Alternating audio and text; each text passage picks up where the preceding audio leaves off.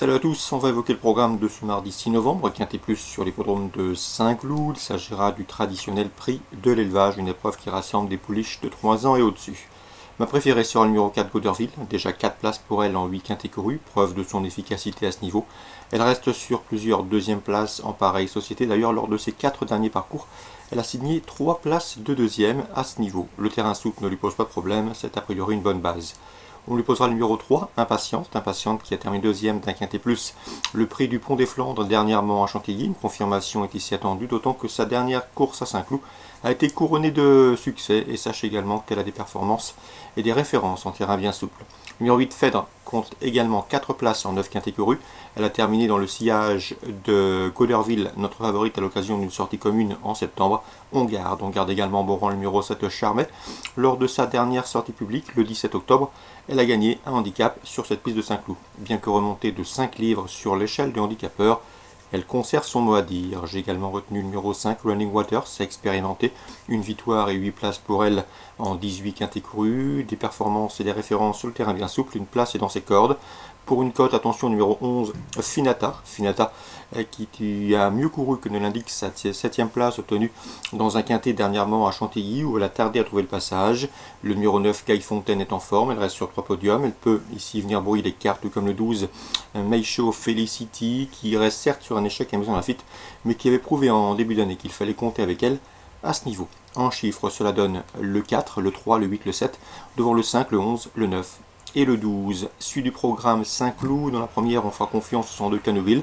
7 courses à réclamer, 6 podiums, donc 4 victoires, elle reste sur 2 succès, a déjà bien fait à Saint-Cloud, bref c'est a priori la concurrente à battre, le 102 Canouville.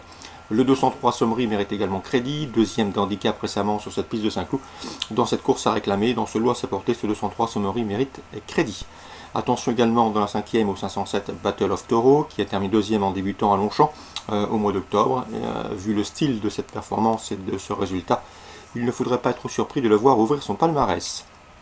La 7e, encore André Fabre avec le 701 Out of Gold, proche de sa Corse, et le 702 Dynamic Device, qui a bien fait cet été à Chantilly. Oui, c'est à Chantilly, c'est bien ça. Donc 701, 702, pourquoi pas un jumelé gagnant signé André Fabre. Dans la 8e, course handicap, plus ouvert, j'aime beaucoup le 803 Rouxeville, qui a pris une bonne deuxième place dans un handicap dernièrement à Angers, en terrain très souple. Une confirmation est ici attendue.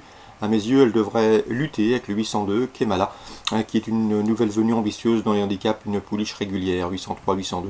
Résumé rapide pour Saint-Cloud, la première le 2, la deuxième le 3, la 5e le 7, la 7e le 1 et le 2, la 8e le 2 et le 3.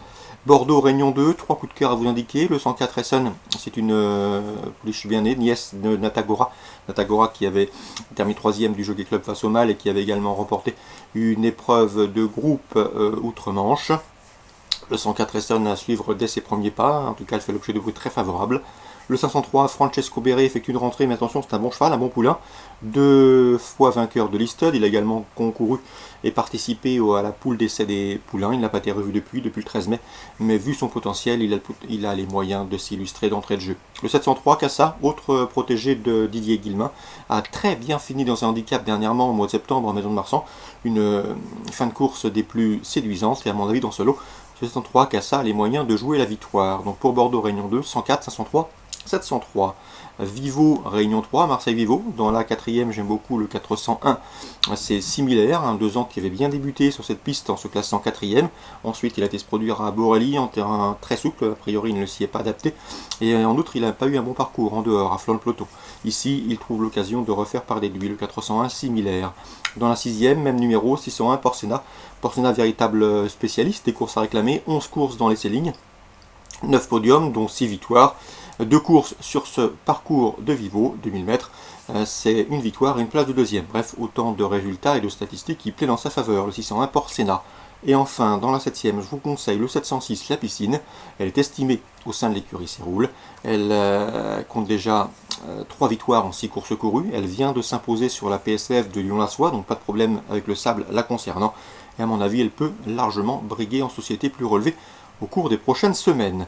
Donc pour Vivo Réunion 3, 401, 601, 706, 3 coups de cœur pour d'éventuels reports ou les jeux simples. Excellent jeu à tous, bonne journée, rendez-vous demain pour une nouvelle émission.